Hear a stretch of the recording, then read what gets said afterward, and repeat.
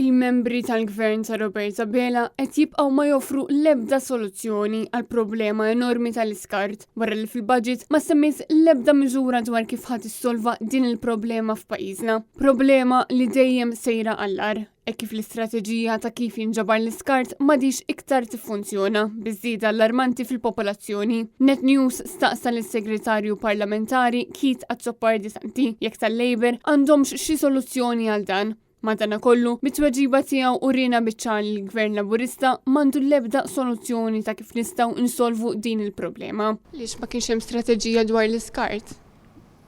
Uġibtek diġà. Fuq l-iskart issa tinsaqsik. Fuq l-iskart jiena tkellimt għad-dikasseru tiegħi, riċerka l-innovazzjoni u żgħażagħ. Huwa kkonferma wkoll li ma qed issir l-ebda riċerka jew studju għal strateġija ġdida sabiex ma nibqgħux bl-iskart jintelf f'kull triq ta' kull lokalità u ġrieden jiġru ma' kullumkien. Għaldaqstant l-unika soluzzjoni taħt Gvern Laburista jibqa' l-appell tal-kap eżekuttiv tal-Wayserv biex in-nies jifriżaw il-borsa tal-iskart organiku għal jiem sħaħ.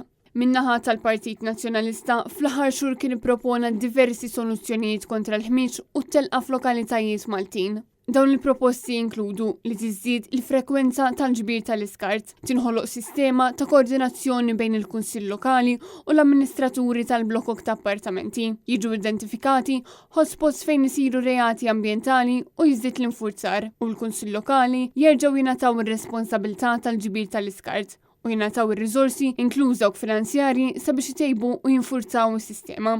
Għalhekk il-Partit Nazzjonalista jenfasizza sabiex il-Gvern ta' Robert Sabela ineħħi s-supervja, jisma' l-karba tan-nies u minnu fih jimplementa dawn il-proposti minflok jibqa' jiffoka fuq il-ħafna kliem fieraħ li ma jwassal għal xejn.